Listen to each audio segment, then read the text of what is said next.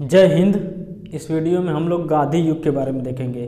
देखिए, परीक्षा एग्ज़ाम में जो है गांधी युग से बार बार क्वेश्चन आते हैं, चाहे आपका गांधी-इरविन समझौता हो, चाहे पूना पैक्ट हो, चाहे प्रथम गोलमेज, द्वितीय गोलमेज, तृतीय गोलमेज, या फिर चाहे असहयोग, चाहे जलियांवाला बाग हत्याकांड। ओवरऑल गांधी के समय में जितनी भी घटनाएं हुई थी, यानी कि गांधी युग में जितने भी क्वेश्चन आते हैं उन सब के बारे में देखेंगे। आप यकीन मानिए कि इससे बाहर अगर गांधी युग से क्वेश्चन आते हैं परीक्षा में तो इससे बाहर नहीं आएंगे।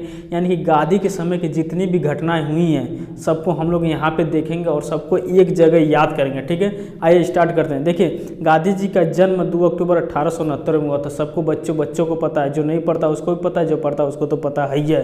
तो देखिए, ये बच्चों वाला क्वेश्चन है। 2 अक्टूबर 1869 में, ठीक है, गांधी जी का जन्म कब हुआ था? 2 अक्टूबर 1869 में हुआ था। पिताजी का नाम क्या था? करमचंद गांधी।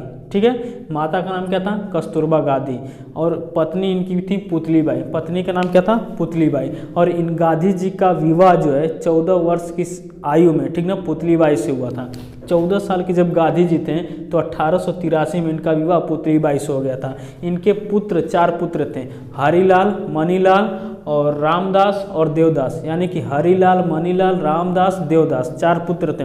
इनका एक और पुत्र था, पुत्र नहीं था, उसको पुत्र मानते थे, जमुनालाल बजाज। जमुनालाल बजाज को, ठीक ना, जमुनालाल बजाज को 5वां पुत्र मानते थे। क्या थे? जमुनालाल, ठीक है ना। देखिए, जमुनालाल बजाज जो थे ये 5वां पुत्र इसको मानते गांधी जी, ठीक है। बाकी उनके 4 ही पुत्र थे। और जब इनका विवाह हुआ, विवाह के 5 वर्ष बाद यह इंग्लैंड चले गए। कहाँ चले गए? इंग्लैंड, वकालत की पढ़ाई के लिए। देखिए, 1888 में इंग्लैंड वकालत की पढ़ाई करने गए थे गांधी जी, और वहाँ से पढ़ाई करने के बाद 1891 में वापस लौटे। कब लौटे? 1891 में।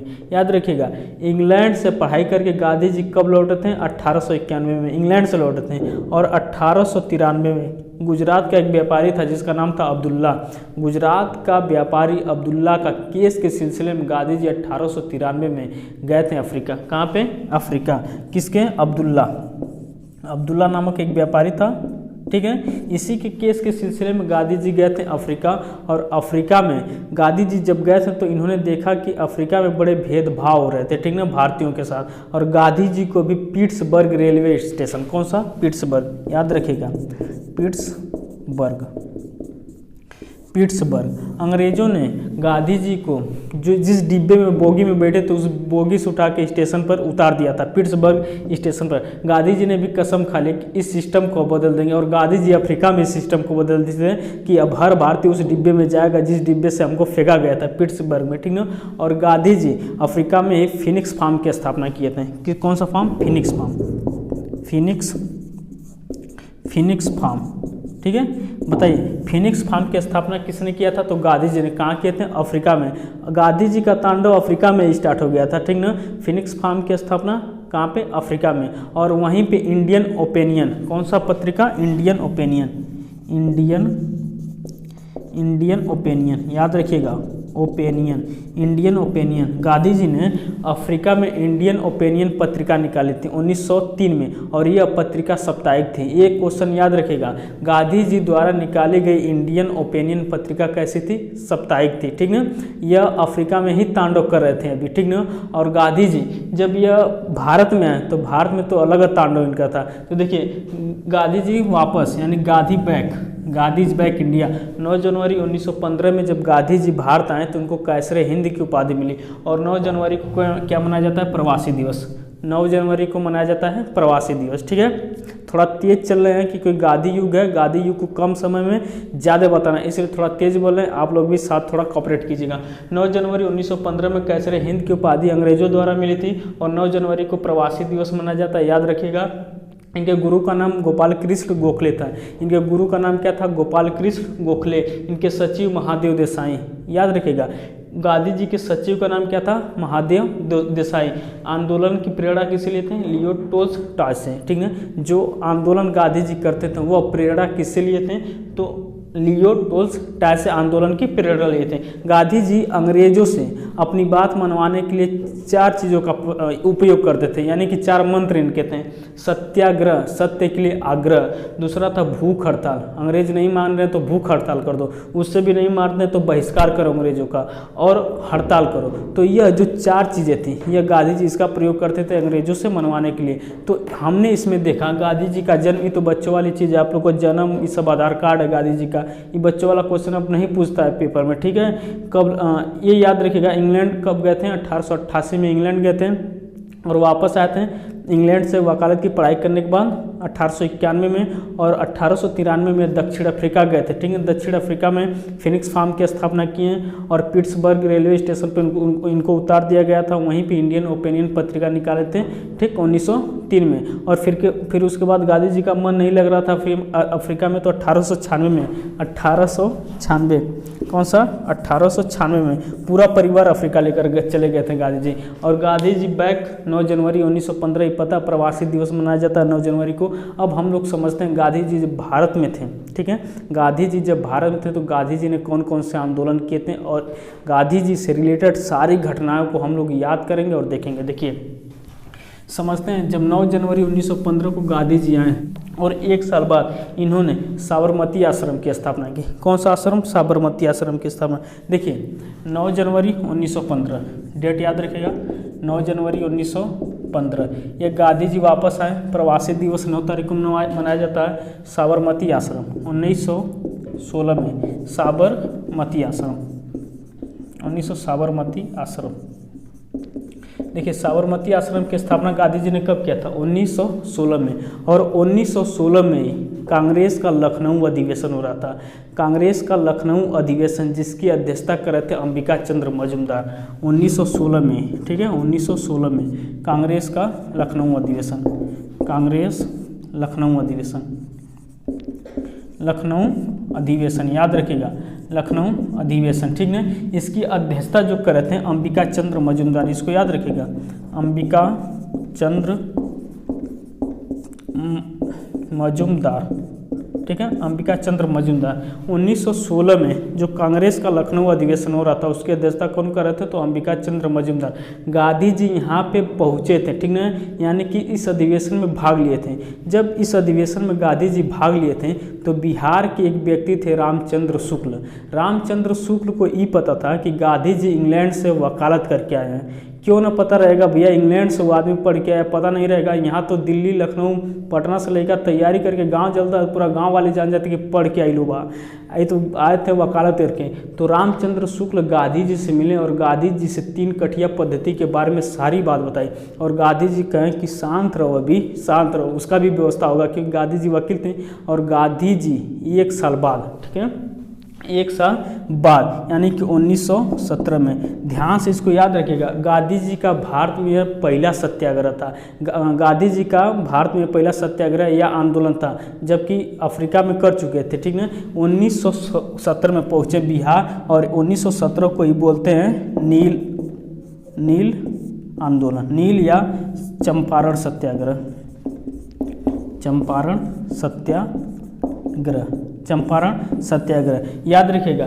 गांधी जी का भारत में पहला आंदोलन क्या था, चंपारण सत्याग्रह। अब समझते हैं 3 कठिया क्या था, 3 कठिया पद्धति क्या था। तो देखिए 3/20, ठीक ना, यानी कि 20 कट्ठा जमीन पर, ठीक ना, जैसे 20 कट्ठा ज़मीन है तो उस पर 3 कट्ठा ज़मीन अंग्रेज लेकर उस पर नील की खेती करवाते थे। और नील की खेती करवाते थे और धीरे धीरे यह जो खेती थी धीरे धीरे यह बंद हो गई थी और यह खेती अंग्रेज जो थे दे दिए थे ज़मींदारों को। अब ज़मींदार जो है किसानों को देने से मना कर रहे थे इसलिए कि तुम पैसे लाओ अपनी ज़मीन लेकर जाओ। इसलिए वहाँ के जो किसान थे उन्होंने क्या कर दिया था, बगावत कर दिए थे। और ये सब घटना जानने के बाद गांधी जी वहाँ पहुँचे और गांधी जी इस आंदोलन में पूर्ण तरह सफल हुए थे। अंग्रेज जो ज़मींदारों को दिए थे वह ज़मीन गांधी जी किसानों को वापस दिलवा दिए। तो यह आंदोलन इनका सफल रहा और और यहाँ पे इनके साथ 2 लोग गए थे, एक थे डॉक्टर राजेंद्र प्रसाद और दूसरा अनुग्रह नाथ सिन्हा। याद रखिएगा गांधी जी 1917 में, ठीक ना, जब चंपारण सत्याग्रह के लिए गए थे तो उनके साथ कौन कौन 2 आदमी थे, तो राजेंद्र प्रसाद, अनुग्रह नाथ सिन्हा, इन दोनों को याद रखिएगा नाम, ठीक है। और 1918 में अहमदाबाद मिल मजदूर या यहाँ की जो अहमदाबाद मिल मजदूर थे, मजदूरों ने भी विद्रोह कर दिया और इनका कहना था मिल मजदूरों का कि कंपनी हमको 30% बोनस दे, और कंपनी जो है मजदूरों को 15% बोनस दे रही थी। गांधी जी यहाँ पहुँचे, कंपनी से क्या किया, 30% बोनस दिलवा दिए, किसको, मजदूरों को। 1 नंबर का वहाँ के मजदूर खुश हो गए। और 1918 में, ठीक ना, अहमदाबाद मिल मजदूर समझ गए होंगे, ठीक है। गांधी जी का ये भी सफल रहा। और 1918 में, ठीक है, 1918 में खेड़ा आंदोलन हो गया, खेड़ा आंदोलन, ठीक है, खेड़ा आंदोलन।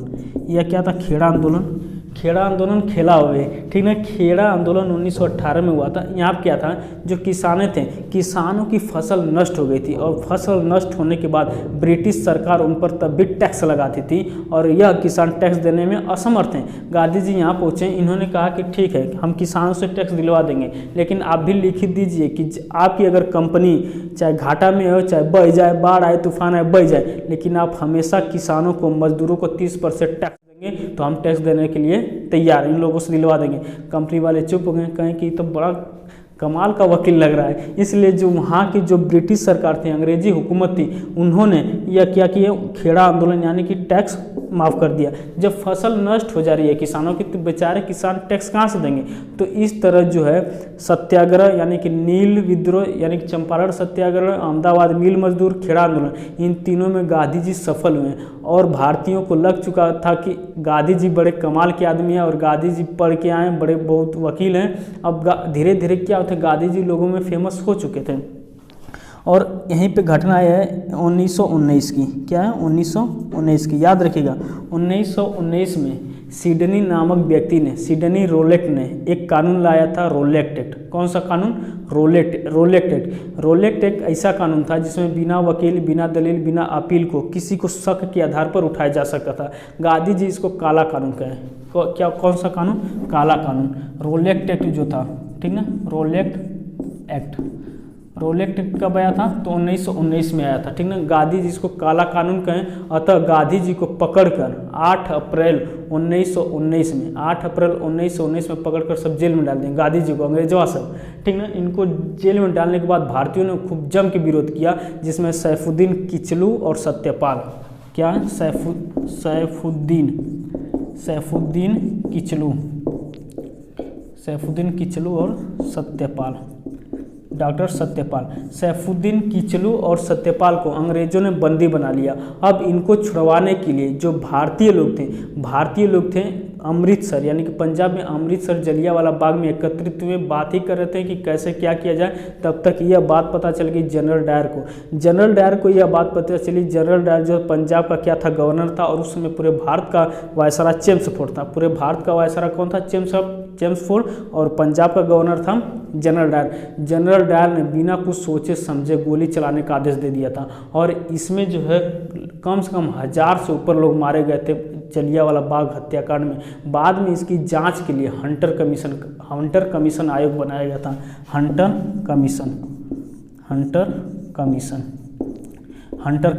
क्वेश्चन पूछेगा कि हंटर कमीशन आयोग का गठन किस लिए किया गया था, तो हंटर कमीशन आयोग का गठन किया गया था जो जलियांवाला बाग हत्याकांड उसकी जांच के लिए। इसमें 3 भारतीय और 5 अंग्रेज शामिल थे इस आयोग में। इस आयोग ने बताया कि 300 से 400 लोग मारे थे, जबकि हजार से ऊपर लोग इसमें मारे गए थे, ठीक है। और बाद में आपको पता होगा कि 1940 में 20 साल बाद उधम सिंह ने बदला लिया था जनरल डायर को। 1940 में जाके लंदन में गोली मारा था उधम सिंह, ठीक है। तो ये बदले, बताइए 20 साल बाद अपना सपना पूरा किया। सपना होता है, सपना अपना पूरा कर लिया। और हम लोग पढ़ रहे हैं गांधी युग, तो गांधी के बारे में देखेंगे, ठीक है। और उसके बाद गांधी जी जब वापस आए, ठीक, यानी कि जब छूटे गांधी जी, तो इन्होंने देखा कि जलियांवाला बाग 13 अप्रैल 1919, डेट याद रखिएगा, 13 अप्रैल 1919। देखिए 13 अप्रैल 1919 में जलियांवाला बाग हत्याकांड होने से गांधी जी को जो कैसरे हिंद की उपाधि मिली थी उन्होंने अंग्रेजों को वापस कर दी कैसरे हिंद की उपाधि, और रविंद्रनाथ टैगोर इनको उपाधि मिली थी नाइटहुड की, इन्होंने भी नाइटहुड की उपाधि इन्होंने भी अंग्रेजों को वापस कर दी। तो क्वेश्चन पूछेगा गांधी जी ने कैसरे हिंद की उपाधि क्यों त्याग दी? तो जलियांवाला बाग हत्याकांड जब घटा था 1919 में, 13 अप्रैल 1919 में, तो इसी कारण उन्होंने कैसरे हिंद की उपाधि त्याग दी और रविंद्रनाथ टैगोर ने नाइटहुड की उपाधि त्याग दी। अब गांधी जी को लगा कि अब हमको चाहिए आज़ादी, ठीक ना कुछ अंग्रेजों का बहिष्कार करेंगे तब हो सकता है हमको आज़ादी मिले। तब इन्होंने स्टार्ट किया था 1 अगस्त 1920 में असहयोग आंदोलन। कौन सा आंदोलन? 1 अगस्त 1920 में असहयोग आंदोलन। देखिए असहयोग आंदोलन उतना सफल नहीं था गांधी जी का, ठीक ना। और 1 अगस्त 1920 में गांधी जी ने कौन सा आंदोलन? असहयोग आंदोलन। देखिए 1 अगस्त 1920 को गांधी जी ने स्टार्ट किया था असहयोग आंदोलन। असहयोग आंदोलन। देखिए गांधी जी ने असहयोग आंदोलन स्टार्ट किया, इसका मतलब होता है कि कोई भी भारतीय अंग्रेजों का सहयोग नहीं करेगा, अंग्रेजों का पूरी तरह बहिष्कार। लेकिन गांधी जी इसको सफल करने में असफल रहे। देखिए डेट धीरे धीरे आ गई थी, दिन आ गया था 5 फरवरी 1922। यह वही दिन है 5 फरवरी 1922 जो चोरी चोरा उत्तर प्रदेश में गोरखपुर में एक स्थान है चोरी चोरा, यहाँ पे घटना घटी थी। भारतीयों ने क्या किया था कि 22 पुलिसकर्मियों को जिंदा जला दिया था। अब गांधी जी के पास सिर्फ एक ऑप्शन था, इस आंदोलन को स्थगित करना। इस आंदोलन को अगर स्थगित नहीं करते हैं, ध्यान से समझिएगा, क्योंकि उस समय हम लोग क्या थे? गुलाम थे, अंग्रेजों के गुलाम थे। अंग्रेज कोई भी कानून थोप देते हैं, लेकिन यह बात भारतीय और गरम दल वाले नहीं समझ रहे थे। लेकिन गांधी जी वकील थे, इनको बखूबी पता था कि हम लोग गुलाम हैं, अंग्रेज हो सकता है कोई उल्टा सीधा कानून लाए। इनके पास एक ही ऑप्शन था कि इस आंदोलन को कैसे भी स्थगित करना। अतः जो नरम दल वाले थे, नरम दल वाले चाहते थे कि ये आंदोलन अब छिड़ गया तो पूरा छिड़ा रहे, और जो भारतीय थे जिन्होंने जो 22 पुलिसकर्मियों को जो फुगले रहे सब, वो सब तो गांधी जी को और चढ़ाते थे। गांधी जी एक नंबर का, गांधी जी को समझाते तो वो सब लगे थे समझाने, गांधी जी बंदूक से निकली फौलाद और पेट से निकली औलाद कभी वापस नहीं जाती, चलने दीजिए। गांधी जी गए निकली फौलाद। गांधी जी अंततः सोच विचार के 12 फरवरी 1922 को यह आंदोलन स्थगित कर दें गांधी जी। जब यह आंदोलन इन्होंने स्थगित किया गांधी जी ने, तब जो गरम दल वाले थे और जो भारतीय थे, गांधी और उन लोगों के बीच में थोड़ी दूरियां बन गई। वो लोग चाहते थे कि आंदोलन अब स्थगित न हो, ये चले, और गांधी जी जब स्थगित किए तो थोड़ा सा उन लोगों से दूरियां बन गई, और इसका फ़ायदा उठा लिए थे अंग्रेज गांधी जी को 10 मार्च 1922 को गांधी जी को पकड़ के 6 साल की सज़ा सुना दी। 6 साल का जेल हुआ था गांधी जी को। गांधी जी ठहरे वकील। जेल में जब ये गांधी जी बंद थे तो इन्होंने कुछ ना कुछ तो उपाय वकील थे, और वकीलों के पास खोपड़ी नहीं खोपड़ा होता, सबको पता है। गांधी जी वहाँ पे थे तो गांधी जी ने थोड़ा कुछ अपनी तबीयत खराब का, अपना स्वास्थ्य खराब का नाटक कर लिया, और गांधी जी खाना भी नहीं खाते थे। अंग्रेज उससे बहुत डर गए थे कि कहीं जेलिया में मर जाएगा तो सबसे बड़ा लीडर है इन सबका, और सब आके हम लोगों को भी फूंक देंगे। इसलिए अंग्रेजों ने जेल से बाहर निकाल दिया, और निकलने के बाद गांधी जी अपने घर और कहीं नहीं गए, किसी के यहाँ नहीं गए, सीधे पहुंच गए 1924 का, जहाँ बेलगांव में अधिवेशन हो रहा था। देख रहे हैं बेलगांव जो कर्नाटक में है, 1924 में बेलगांव कर्नाटक में इन्होंने भाग नहीं लिया था, इसकी अध्यक्षता कर दी है, ठीक ना। तो क्वेश्चन पूछता है कांग्रेस का, ठीक ना, अधिवेशन एकमात्र जिसमें गांधी जी ने अध्यक्षता की थी, तो बेलगांव 1924 में गांधी जी ने एकमात्र ऐसा अध्यक्षता गांधी ने की थी बेलगांव कर्नाटक 1924 में। अब उसके बाद गांधी जी जब आए थे 1924 में, फिर उसके बाद गांधी जी 1924 से लेकर 30 तक, यानी कि 6 साल तक गांधी जी एकदम शांत रहे, कुछ भी आंदोलन नहीं किया, ठीक है। इसी बीच लोगों को प्लेग जैसी बीमारियां होने लगी थी और लोग अपने घरों में बंद थे। उस समय गांधी जी लोगों को पास जाकर मदद करते थे। गांधी जी पास जाकर लोगों को क्या करते थे, दवाई वगैरह जो भी थी एकदम पास जाकर दे देते हैं। इससे लोग थे और लोगों में गांधी जी और भी लोकप्रिय हुए, और लोकप्रिय होने के बाद अब इनको लगा कि अब एक आंदोलन करना चाहिए। अब गांधी जी उस समय इरविन था, इरविन से 11 सूत्री मांग रखी हैं। क्या 11 सूत्री। ये क्या है समझिए। गांधी जी ने इरविन के सामने 11 सूत्री मांग रखी। इरविन ने मना कर दिया, कहा कि तुम्हारा 11 सूत्री मांग हटाओ। तो गांधी जी ने कहा, इरविन तुम हमारी मांग को ठुकरा रहे हो, हम तुमको नंगा कर दें। गांधी जी ने ठान लिया कि इसको नंगा करेंगे। उसके बाद गांधी जी ने स्टार्ट किया था दांडी यात्रा। कौन सी यात्रा? 12 मार्च 1930। याद रखिएगा 12 मार्च 1930 को, इसको हम लोग नमक सत्याग्रह भी कहते हैं और दांडी मार्च भी करते हैं। इन्होंने स्टार्ट किया था अहमदाबाद के साबरमती से। अहमदाबाद के साबरमती से, ठीक है, जैसे यहाँ पे देखेंगे, यहाँ पे जैसे यहाँ पे गुजरात है, यहाँ से लेके गांधी जी, ठीक ना, यहाँ साबरमती आश्रम से लेके ये आए थे दांडी, यानी कि समुद्र के किनारे दांडी तक जब ये आए थे तो इनके पीछे 78 अनुयायी 385 किलोमीटर तक चले थे पैदल।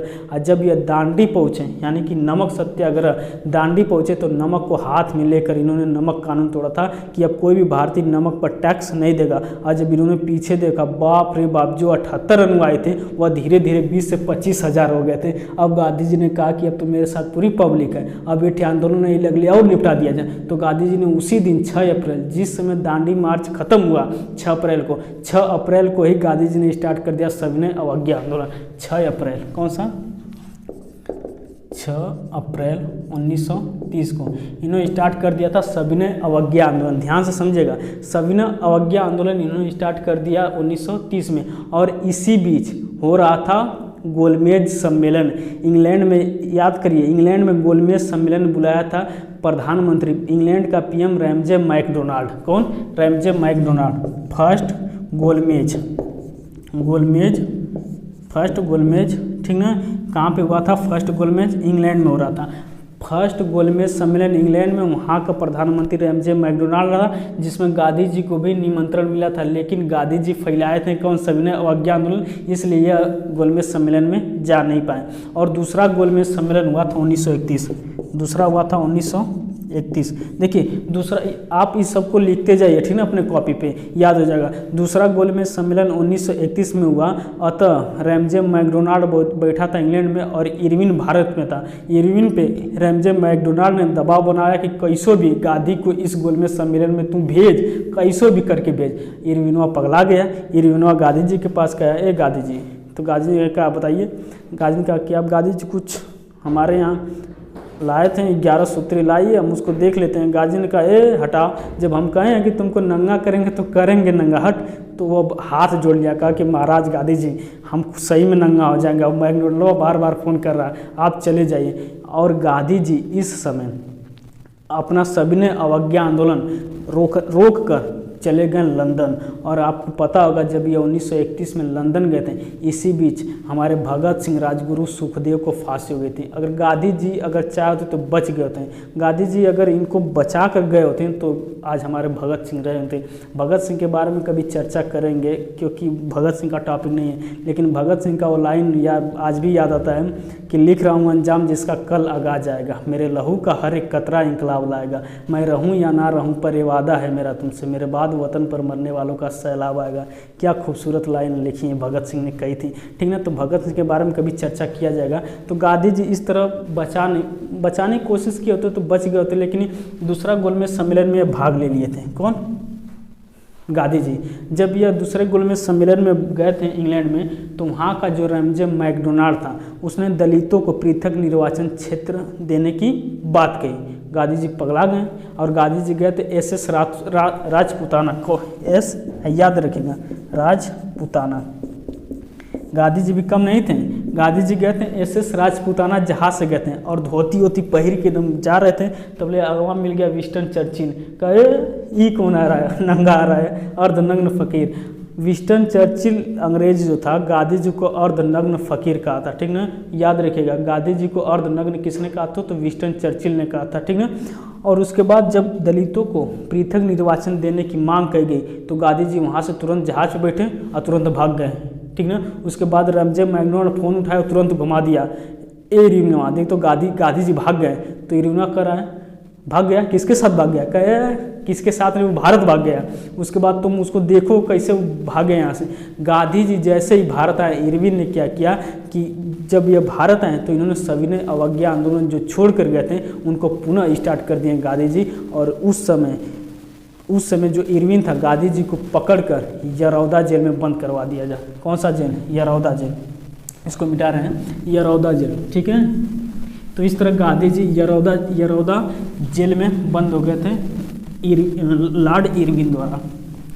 देखिए ध्यान से समझिएगा। देखिए फर्स्ट गोलमेज सम्मेलन हुआ था 1930, ठीक है। सेकेंड गोलमेज सम्मेलन हुआ था 1931। थर्ड गोलमेज सम्मेलन हुआ था 1932, ठीक है। थर्ड गोलमेज सम्मेलन कब हुआ था? 1932। आपको पता होगा कि थर्ड गोलमेज सम्मेलन 1932 में हुआ था। और इन 3 गोलमेज सम्मेलनों में भाग लेने वाले एकमात्र भारतीय नेता थे डॉक्टर भीमराव अंबेडकर। शिक्षा वह शेरनी का दूध है जो जितना पिएगा उतना दौड़ेगा, एक करने वाले थे कौन? डॉक्टर भीमराव अंबेडकर। शिक्षा का दूसरा रूप डॉक्टर भीमराव अंबेडकर, ठीक है। तो 1932 में कौन भाग लिए थे? डॉक्टर भीमराव अंबेडकर। और इस समय गांधी जी को इरविन बंद करवा दिया था, कहाँ? जेल में, ठीक है।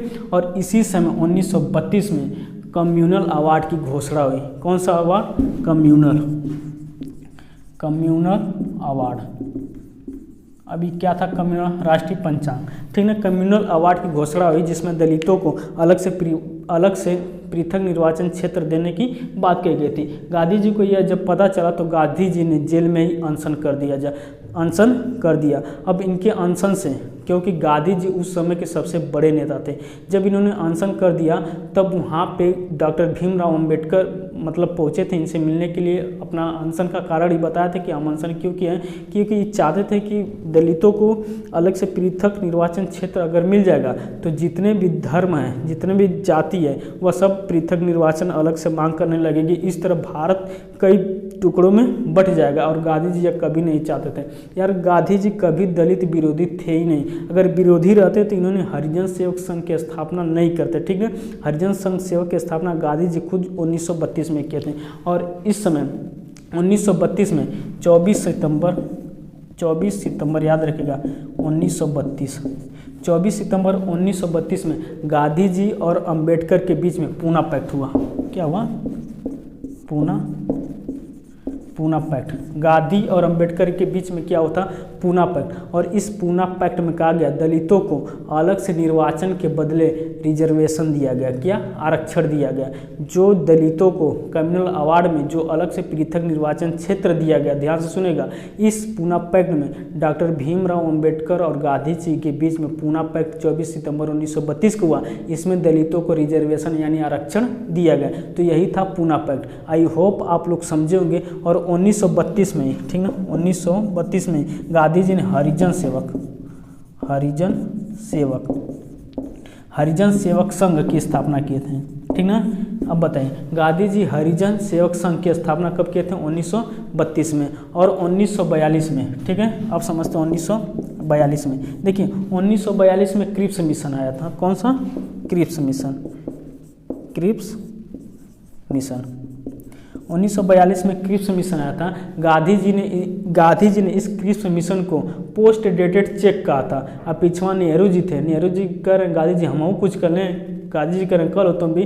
तो नेहरू जी कह रहे हैं ये ऐसा पोस्ट डेटेड चेक है जो बैंक में भुनाया नहीं जा सकता, अर्थात यह चेक एक्सपायर हो गया, बैंक में नहीं भुनाया जा सकता। तो दोनों याद रखिएगा, क्रिप्स मिशन को पोस्ट डेटेड चेक किसने कहा था? गांधी जी ने। और पिछवा लगले नेहरू जी कहें यह ऐसा पोस्ट डेटेड चेक है जो बैंक में भुनाया नहीं जा सकता। तो दोनों याद रखिएगा, ठीक है। और 1946 में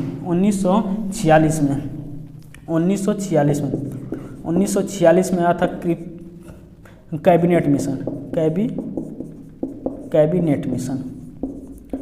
कैबिनेट मिशन आया था 1946 में, जिसके अध्यक्ष थे पैथिंग लॉरेंस, स्टेफोर्ड क्रिप्स और पैथिंग लॉरेंस, स्टेफोर्ड क्रिप्स, अलेक्जेंडर, 3 इनके मेन सदस्य थे। पैथिंग लॉरेंस अध्यक्ष था। तो यह जो था 1946 यह पॉलिटी का भी हिस्सा हो जाता है, ठीक ना।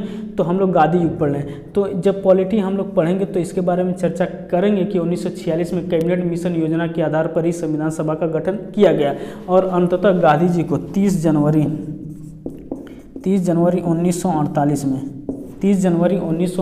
में दिल्ली में एक भवन है बिरला भवन, बिड़ला भवन जो है दिल्ली में, गांधी जी रोज शाम को वहाँ पे प्रार्थना करने जाते थे और शाम को यह प्रार्थना कर ही रहे थे कि नाथूराम गोडसे 30 जनवरी 1948 को गांधी जी की हत्या यानी कि गोली मारकर हत्या कर दिया 30 जनवरी 1948 को, ठीक ना। तो गांधी जी की हत्या कब हुई थी? 30 जनवरी 1948 को। किसने मारा था? नाथूराम गोडसे। इस समय और इसी समय 1947 में हमको आज़ादी मिल गई और 1 साल बाद गांधी जी की हत्या हो गई, ठीक ना। तो ये था गांधी युग। गांधी युग के बारे में आप लोग पूरा समझ गए होंगे। देखिए जितना भी बताएं एग्जाम में, आप कोई भी एग्जाम दीजिए, गांधी युग से एक क्वेश्चन आपको जरूर मिलेंगे, चाहे गांधी इरविन समझौता हो, चाहे जलियांवाला बाग हत्याकांड हो, चाहे दांडी मार्च हो, चाहे जो भी, चाहे सविनय अवज्ञा आंदोलन हो, और चाहे आपका प्रथम गोलमेज द्वितीय तृतीय गोलमेज सम्मेलन हो, ठीक है। ये सब क्वेश्चन बार बार रिपीट होते रहे। बाकी इनका जन्म उन्म नहीं ये पूछता, पहले पूछता था 10 साल पहले, ठीक ना। अब थोड़ा सा पैटर्न बदल गया एग्जाम का, ठीक है। तो ये था आपका गांधी युग। अब बताइए, यह गांधी युग हम लोगों ने पढ़ लिया। ये वीडियो आपको कैसा लगा कमेंट करके ज़रूर बताइएगा। अब हम लोग मिलेंगे अगले नेक्स्ट वीडियो में, तब तक के लिए जय हिंद।